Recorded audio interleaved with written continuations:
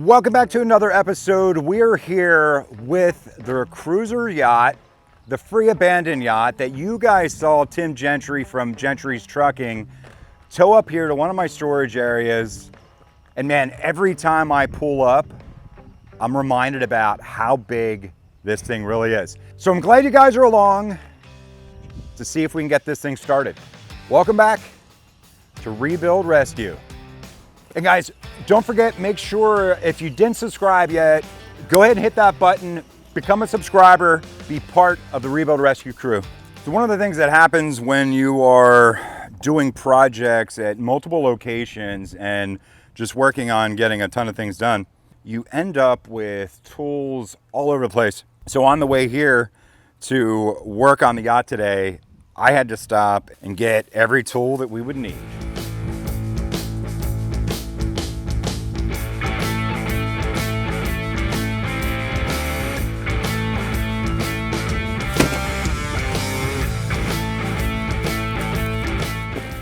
All right, so we got all the tools unloaded. It's just really tough not having your tools when you're ready to do a job and you just feel all out of sorts. But I think we got enough tools to dig in.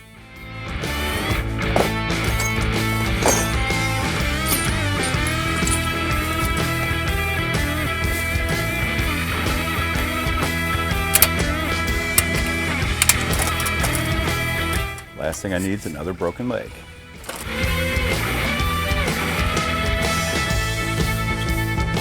Kind of forgot about how dirty this thing is.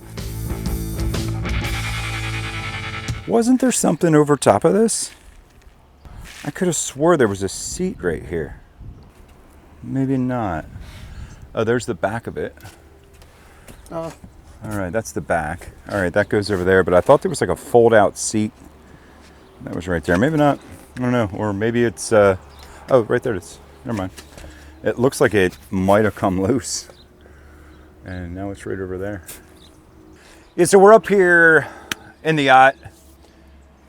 And actually, I just realized that I forgot the keys. They're at my house. Ooh. So, that makes starting the yacht really difficult. Can I hotwire a yacht? Can't say I've ever done that before. Previously on Yacht Repo. In the last video, before Tim had towed this up here, we talked a little bit about what the plans are for this yacht. We're gonna get this yacht running. A lot of you guys, when I asked what charity speaks to you, brought up different charities that help veterans. We're about helping veterans. One of our viewers, Don, has been such an awesome guy. He's always sending emails, just inspiring us, you know, telling us that he's behind us. I really appreciate it. He's a disabled veteran. It's gonna go to helping veterans. If you guys know a veteran, you guys have someone in your family or friend, honor them, post their name in the comments, thank them for their service. You know, my grandfather, he was a disabled vet. My great-grandfather, my great-great-grandfather, all the way back to the Civil War were veterans. We need to appreciate them. We need to support them. And here at Rebuild Rescue, we're gonna start doing that with this build. It's gonna take a while, could take a year, but that's what we're doing with it. You guys get to follow along. You guys get to help us. So I'm wondering where the batteries are in here. I'm thinking they're probably down here with the engines. Or they were down here with the engines. Because there's a spot for a battery. And there should be a spot over. Yeah, so there's a spot over in both places for a battery. I don't know why, but for this project, I'm thinking a little bit more that we should start cleaning the whole project before we work on them, because, man, I'm kind of getting tired of working on dirty stuff. We got the generator down there, and we have places for 2 batteries down there. And when I say down there, it's like 4 feet down there. But if you look around the outside of this whole assembly, this whole cover, it's about 5 foot by 7 foot. This whole cover comes up out of here and it exposes the engines in their entirety. You can even, if you want, you can even pull the seats out over here and get those up out of the way just to give you room. It looks like to me that the right engine was worked on. The left engine looks like it's still intact. You know, it's just the cover that was pulled off on this. So I'm not sure, you know, what all would be wrong with it, what the issue is. I've bought a couple boats in the past where they've, you know, people didn't winterize them right, the freeze out plugs come out, or the block cracks, you know, or they just blow up. You know, the crank will go out, some bearings will go out, because on these boat motors, you're turning them hard. You're turning them, you know, 4,000 RPM for hours, hours on end. Sometimes you can have some cooling problems. One of the cool things about this boat is it has its own cooling system. So the coolant of whatever body of water you're in comes into the boat and it cools its cooling system, but it has its own coolant in the engines, which usually keeps them, so you don't have to winterize them as much. It's a little bit different the way you do winterize them, and it's just a better system. It's self-contained. You don't have any seawater coming into the engines, so it's a much better system.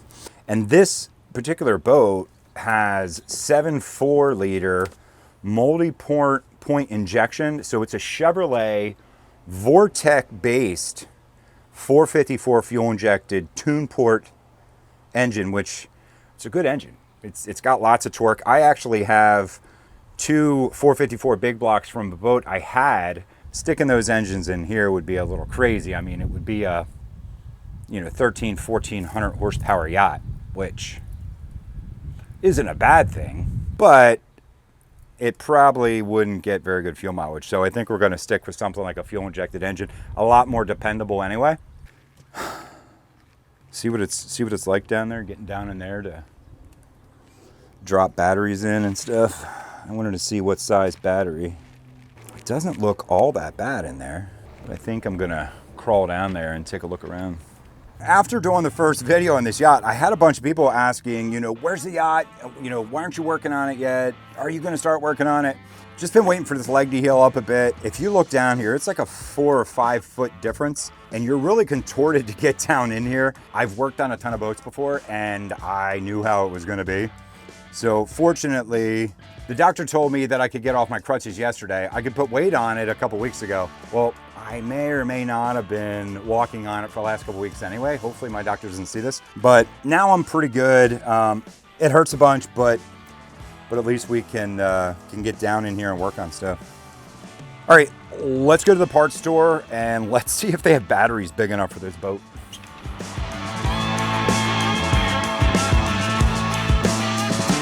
So we're heading up here to Advanced Auto Parts. They usually have a pretty good inventory of marine batteries. So we'll see what they got.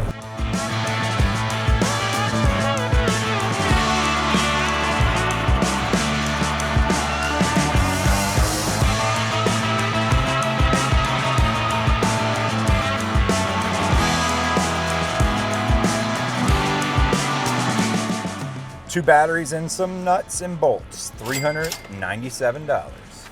So we got back from the parts store. We have some batteries. I unfortunately forgot that I had the keys for this at my house. So I'm gonna see what kind of ignition switches are in here. Make sure you don't miss me falling off the back of the boat. Great content. Put a post in the comments. How long is it going to take Jason to fall off the back of the boat and break his other leg? Don't worry. If I miss it, I'll just get you to do it again. Okay. We'll just reshoot. Yeah. You're all hard, brother. Just curious to see also in here with this sitting outside uncovered for so long. You can see a lot of the connections down in here are corroded. See just the corrosion on there. It's not terrible, but every single one of these wires is going to have to be removed one at a time, and all these connections all scrubbed up and coated with something just so we don't have like these electrical gremlins that we'd be chasing all the time. I was going to hot wire this, but I decided we got so much stuff to do today, and it's so hot out here anyway, so we're gonna get the batteries put in. We'll get some penetrating fluid in both engines, and we'll take a look around the engine area and see what all we're gonna need. We'll go pick it up, make sure we have it. Tomorrow when we get back here, I'll make sure I got the keys so I'm not blowing fuses while I'm hot wiring it. Just not a good idea. I don't know how many of you have worked on some larger boats like this. This one does come with a generator. It looks like it has like 503 hours on it. I don't even know. It's a Kohler generator. It looks a little worn out, a little rusty, a little corroded. So it'll be interesting to see if that runs.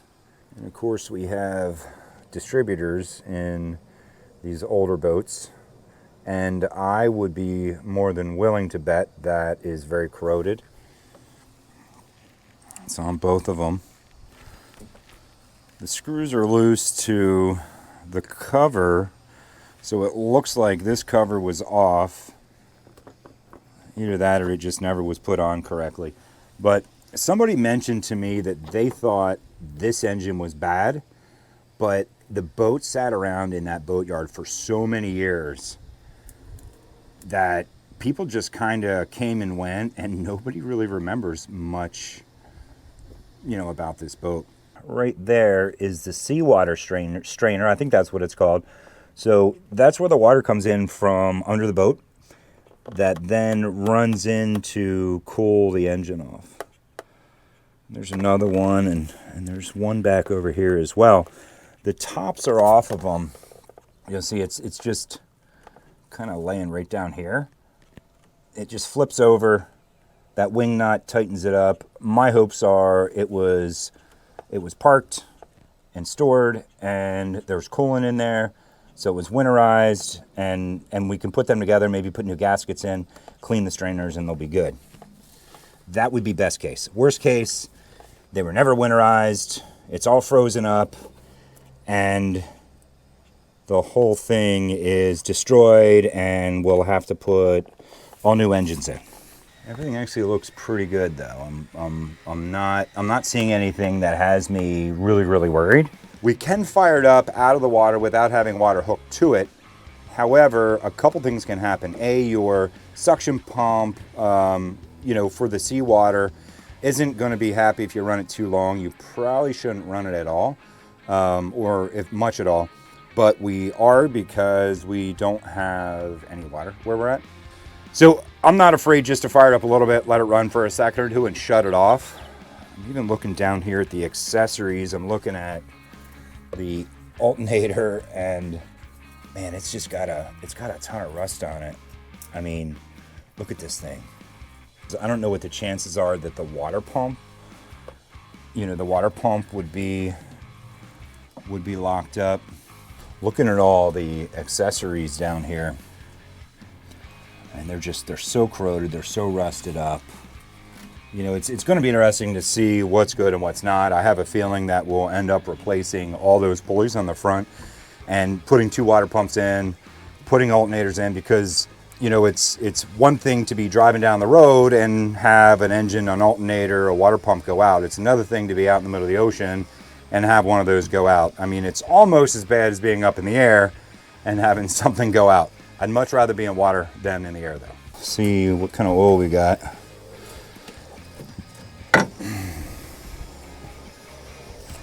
If any.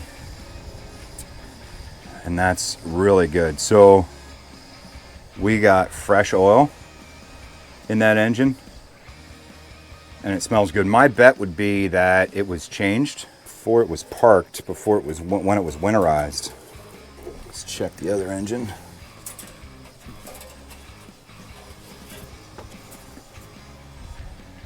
Yeah, and it's got brand new oil in it as well. So that's a good sign. Pulling 16 plugs out is like a ton of work. What's the chances? Just turn it over and see if it'll start. A guy might think that it might just turn over and it may not need any penetrating fluid. Ooh, Did I just say something won't need penetrating fluid? I must not be feeling well today. So what do you think, Harrison? I think let it rip. Let it rip? Yeah, let it Just rip. turn over. Yeah. Just put some juice to it. Yeah, let's just see what happens. Just see what happens. Yeah. Kind of goes against every fiber of my fan of penetrant. Could this be the best free abandoned boat though if it does start? Free abandoned yacht. Free abandoned yacht. Could this be the best free abandoned yacht if it turns over without putting anything in it? Yeah. But what if a ring catches and it breaks a ring? Ooh. Yeah. Penetrant helps you from breaking rings. How about we pull a plug out, we'll take a look at that cylinder, see what that looks like, and we'll go from there. Plug wire looks pretty good. Do you want to get me the ratchet and extensions and the spark plug sockets? Gotcha. Thank you.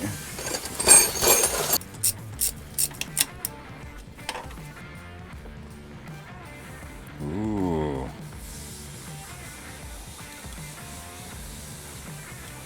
So apparently this had the oil change and brand new plugs put in at some point, because you can see there's only a tiny bit of carbon on the back side of this plug. The porcelain looks really good. The gap's perfect, and it's an NGK-R plug, resistor plug, and this is a newer style plug. So like pretty much when it was parked, it looks like this was put in. So that was either because they were trying to figure out what was wrong with this engine, and one of the things they did is put plugs in it, or you know, they were just maintained. This was just maintained well. It's got new oil in it. The plug looks new. Honestly, at this point, I feel like it'd be a little bit of a waste of time to go through this whole engine and pull the plugs out and put, you know, put penetrating fluid in there, because I don't want to do it. I mean, because, you know, because I think it's going to be good. I mean, I don't know. Honestly, something too. The inside, the interior was pretty well kept. Yeah. Besides some dirt, so I mean, Yeah. the person might have kept this thing up to date and it just sat outside for a while. Yeah, I agree. You're 100% right. So I got a little bit of penetrant down on that cylinder. I'm going to throw this plug back in here. That's in. I'm just trying to figure out how to get the other one out. So there's another YouTuber I saw that has a yacht he's been working on. I think it's like an Italian yacht or something. And he pulled two huge diesels out, and he's getting ready to put two LS, like supercharged LS engines in. I think they're like big block LS or something. They're really cool engines. I wish I had those two engines to put in here, because it's already a gas powered boat, and it would be a relatively easy installation compared to what, you know, what they're trying to do. I haven't seen any updates on that video. That looked like a really cool project.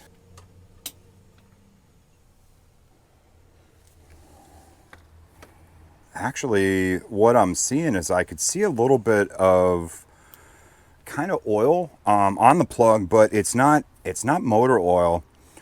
So one of the things that I do when I winterize my boats, I've had a couple different ones, is I'll actually fog the boat. So I'll have it running, and I'll literally put fogger in the intake, and it'll shut off because there's so much misting oil coming down through the intake. It totally coats the cylinders, and it keeps them from rusting out. The other plug had a little bit of oil film on it. This one had a bunch, but the plug, again, it looks like brand new. So chances are, I have a feeling that this was winterized. These engines were both fogged. That's my hopes anyway. But I'll throw a little bit of penetrating fluid in there anyway. I think I'll go along this, which side is this? This side of the engine. I don't know if this is the left or the right, but in the boat, it'd be the left side of the engine on the right engine, if that makes any sense. If they look good, I'm not crawling underneath there and pulling those out. One of the things I'm finding, it's always one of the things. This would be like the 16th thing I'm finding. One of the things I'm finding on this, everything seems to be kept pretty well. Even when I pull the spark plug boots off, there's dielectric grease in there. The last person that was working on this knew what they were doing. I think it was fogged. I think there was a tune-up done recently. It's got fresher oil, newer plugs. Really feeling good about this. Really feeling good.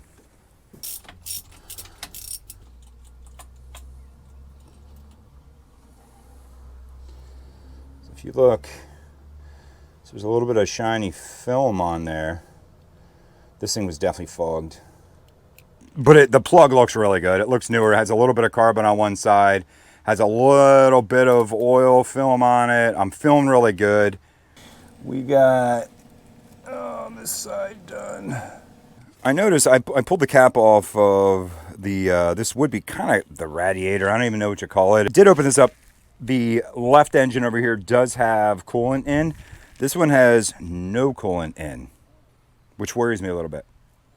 Maybe this is the bad engine. Maybe, you know, it blew a head gasket or something, and that's why there's nice film on the plugs, and that's why this is empty. I don't know. We'll find out. And we'll pull this, we'll pull the cap off here and see if it has any corrosion. I've worked on a few boats that didn't run after being stored even for one season. And so many times it is the rotor that is completely corroded. None of the contacts are doing what they're supposed to do. Yeah.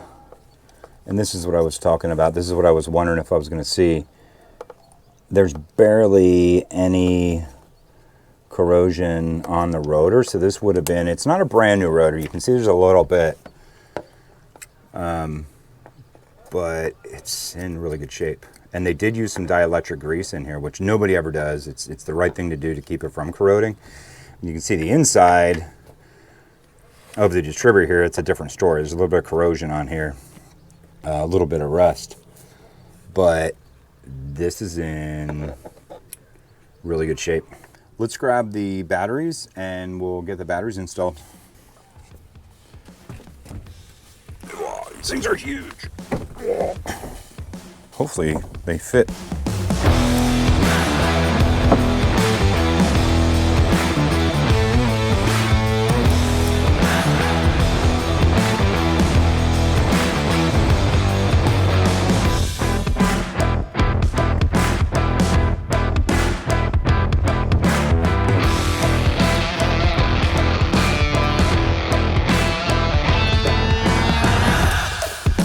I want to check these transmissions, make sure they have fluid before we fire this thing up. So we don't want to start up if for some reason this transmission is dry. So here's a dipstick that looks a little rusty. Get some lube on both of these. A little penetrant goes a long way, and a lot of penetrant goes even further. And I think I'll get these cables down here as well. Let's see what, and that folks, just like the oil in the engine, that is a thing of beauty. So normally with any type of transmission fluid, if it's burnt or something like that, you can smell it. It'll literally smell burnt. This smells brand new. So it passes the sniffer test. And it looks brand new, it smells brand new, it's got plenty of fluid in it. I'm stoked. That transmission, that velvet drive transmission, which a velvet drive transmission is very much like a Power Glide 2-speed transmission. It's just that it has one speed. The cool thing when you have these velvet drives in and you have a boat with a true transmission in it is you can change the from forward to reverse without getting the big bangs and clunks. And it's just, it's more of a better power transfer. It's a lot smoother.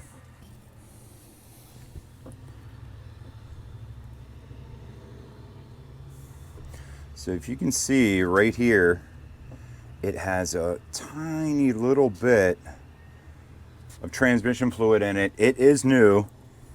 It's not burnt. The way these actually work, if you look at the markings on here, the markings start here and it goes to full when it's hot. So it can be anywhere when it's cold from here to like halfway up, and it's good. So I would say this fluid level is good. but we are going to have to run it and circulate it and get it warm and then recheck it because it could be maybe a quart or two low. All right, yesterday we went through the engine on the right side on the yacht, and we got one of the batteries in, but I realized I forgot the keys. So ran home last night, got a good night's rest. Now we have the keys, and we're gonna see if we can get this thing started. Let's go. So we're gonna get the battery on the right side. I don't have the positive side hooked up yet. I didn't want to hook it up yesterday without being around the boat with voltage just in case something happens. So we're going to hook that up now, and then we should be able to see if that cranks because I think that is the battery to the right engine. I have to put a regular nut on.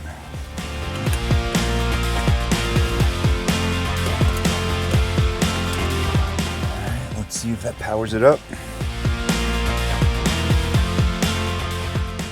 All right, we got voltage to this right engine, none to the left. So yeah, the batteries are specific to the right and the left. So the throttle actually doesn't move pretty much at all. So we're gonna have to take a look at that. We'll get this cover off of here, and that'll allow us to get some lubrication down in here. It's been getting rained on for who knows how long. And there's the where the cables come in and how the quadrant's all set up there. It's pretty simple. It just has two really large cables here. They're push-pull cables that run up to the quadrant, and this just rotates, and that's how it works.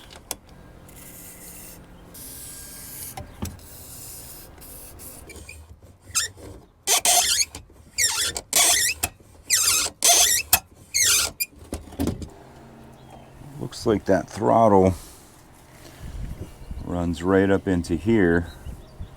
Here's the cable, and it hooks up to the throttle body.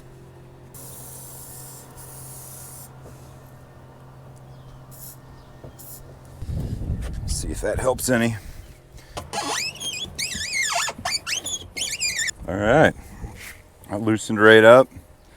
It's still a little bit tight. You can see it's got some dirt that's coming out of the quadrant there. So at some point we'll pull that completely out, disassemble it, clean up all the internals, and make it work like new.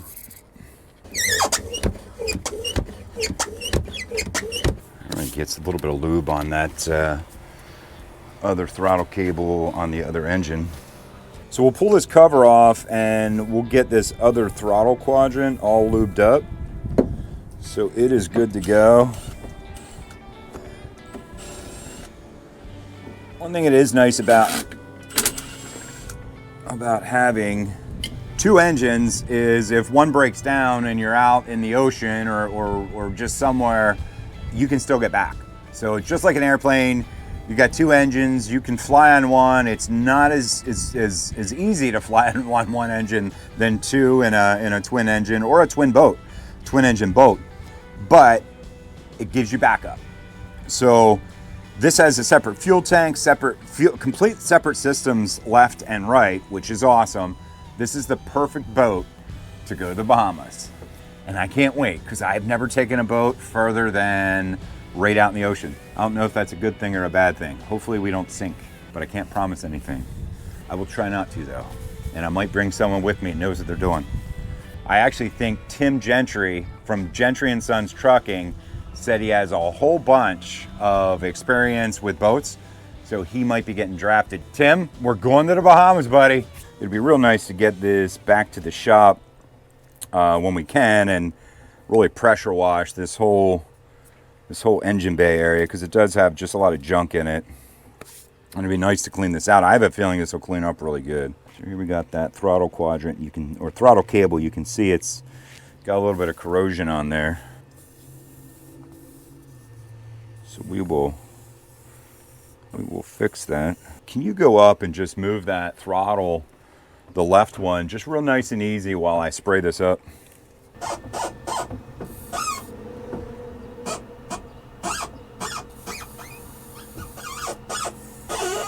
Go ahead out.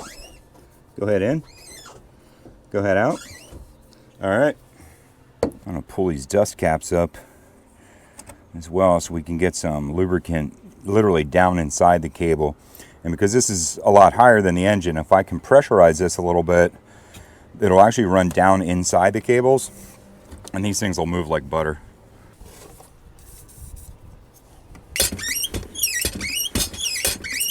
All right, yeah, that works good.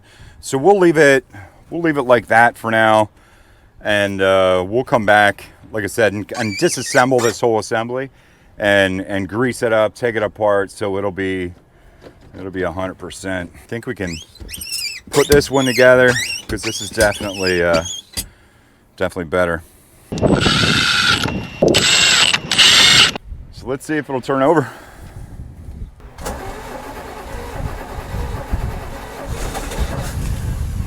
Ooh.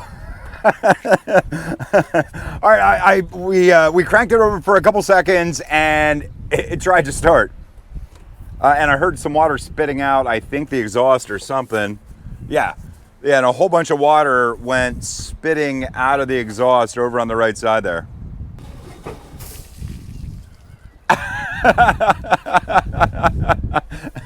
And my car just got hit with old boat exhaust water.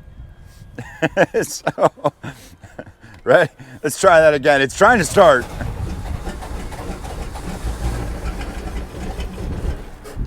Dude, that was so close. Ooh, it's almost starting. You can see some exhaust over here on the right coming out.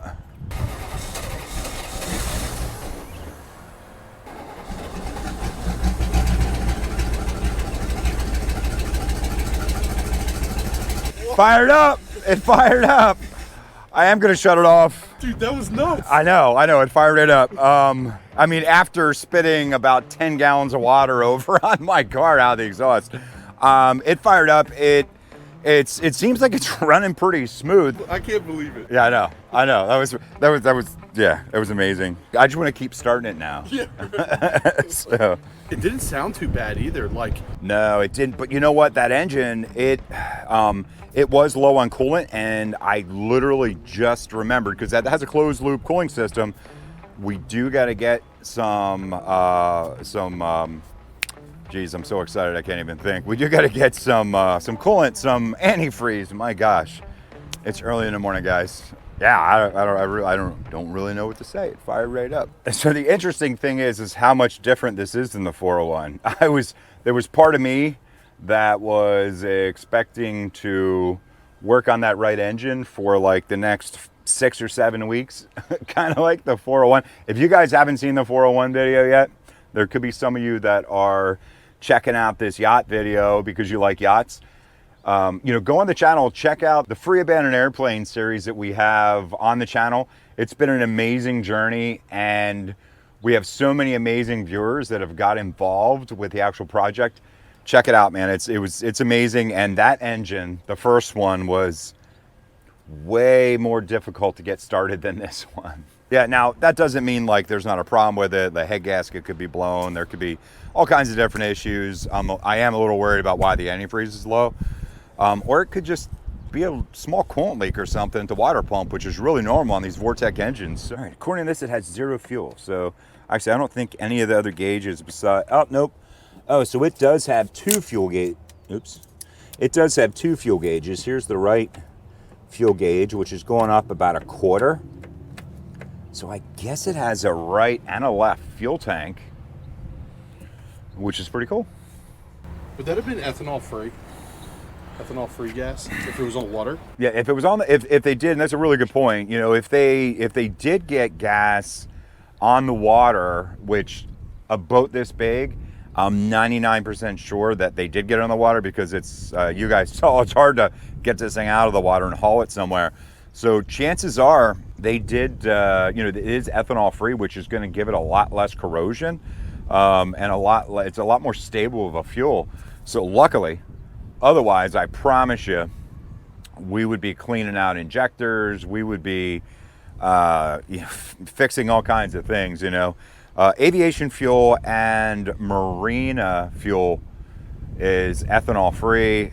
Two of the best fuels if you're going to put fuel in something that's going to sit. Otherwise, this thing would be a complete and utter corroded, injected system, tanks. It'd be terrible. At this point, I'm thinking we just power it up and turn it over and see if it starts. I don't even think I'm going to check the plugs or anything. As good as that right one look, and as much like oil steam came out of the exhaust, I'm 99% sure this was fogged way back when, before it was stored. And I have a feeling that left engine's going to be free. I think I'm going to fire this up and see if we can rev it a bit now that, or bring the RPM up. I did want to see if the transmission would go in and out of gear in this right side, but that is broke. I think I can do it, but I do want to be really careful not to run this engine that long because we don't have water coming into the engine, into the engine's cooling system. Now the engine does have its own cooling system, but there is still a rubber impeller that sucks up the seawater to circulate that water, and you can damage that rubber impeller. However, I'm going to replace it anyway. They're pretty cheap and pretty easy to replace, and it's great insurance to have those. I mean, I'll do them like every other season. All right, see if we can fire it up.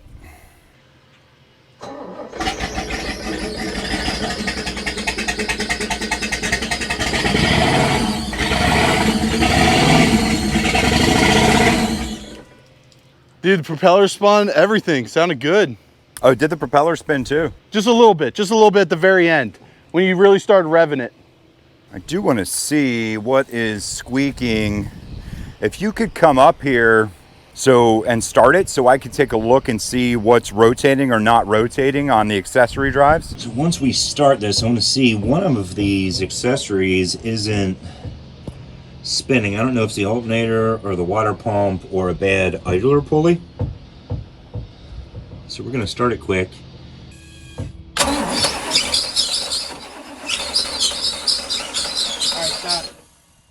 All right, so the one that's not spinning is that bottom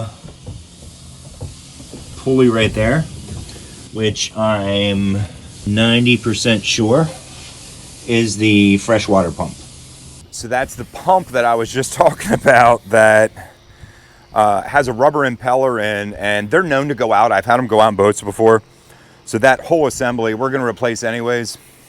But yeah, that's what's making the noise right now. So we're not going to start that engine anymore. It just doesn't make sense. But let's see if this other engine starts. So I got to give credit to marine mechanics because these things are so tight to work on. Gotta definitely be a patient person to work on one of these. Oh. Do you have a magnet? I do not have one here, but I do have a 15 millimeter.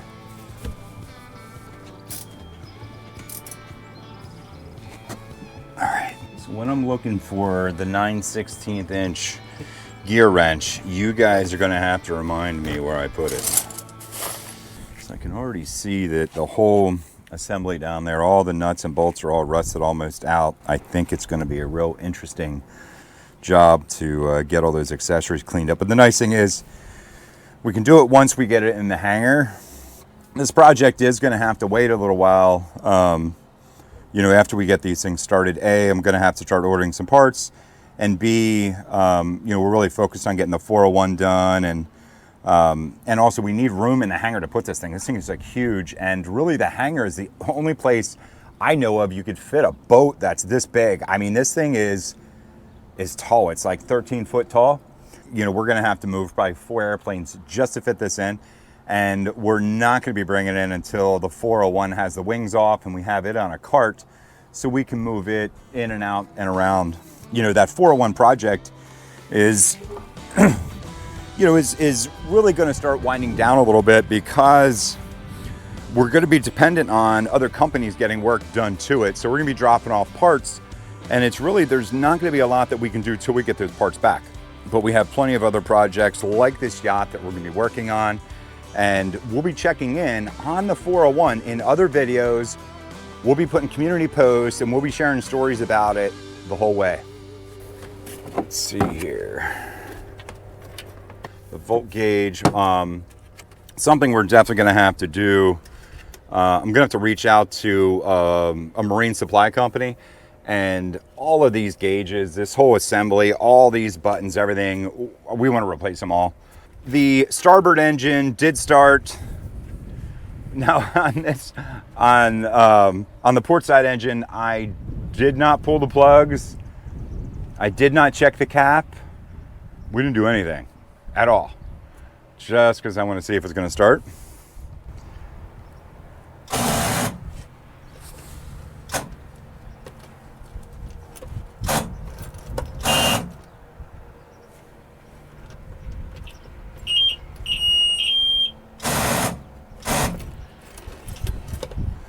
All right, and this key is doing some weird stuff.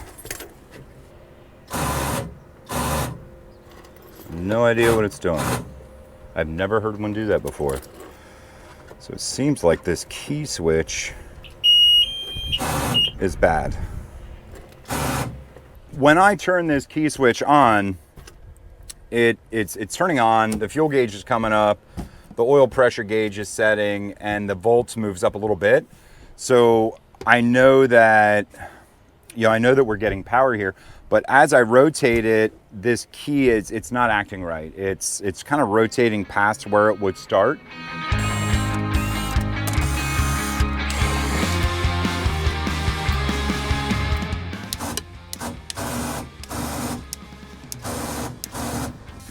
All right, so we got the switch to kind of work, but the Bendix on the starter isn't coming out to engage with the flywheel.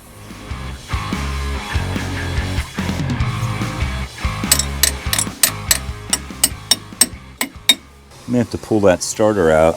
So if you could turn that, I'm gonna tap on this thing and see if we can't get the Bendix to come out.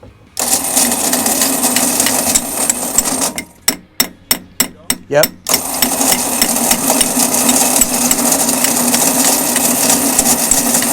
All right. Unfortunately, my knee doesn't bend far enough for me to be able to actually get down in there. It's one of the other reasons I know we're gonna have to wait a little bit to really dig into this one, because physically I can't move the way I need to move to really work on this the right way, which is really frustrating. I think I'm gonna go ahead and pull that starter out and see what it looks like.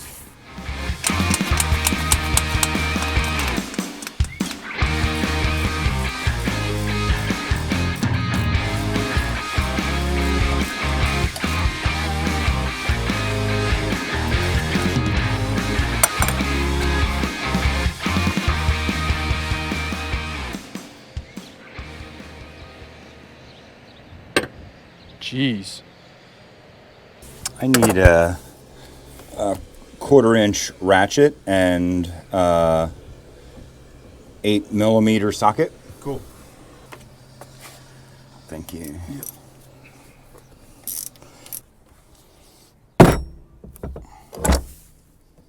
We could hear that noise down in there was because this shaft that holds the starter Bendix in place.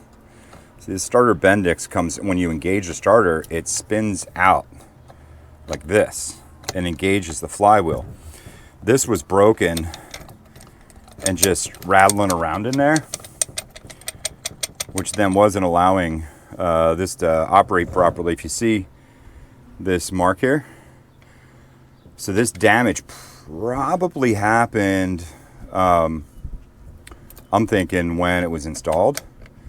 At least it was probably cracked or something like that, and then it probably worked for a while and then had the failure. You can actually even see a crack right here on the main body, which is interesting.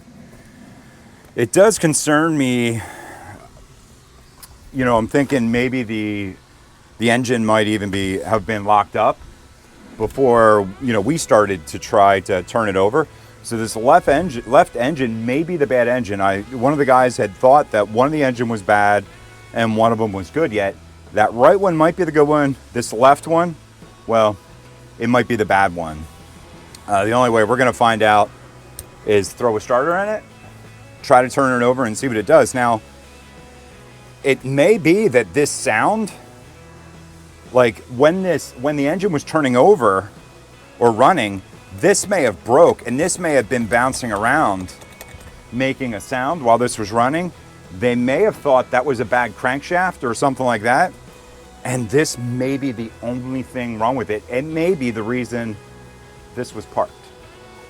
I'm not sure if this is an automotive starter. I'm pretty sure it is. So we'll go to the auto parts store and we'll get one. We'll put it in, see if we can't fix it.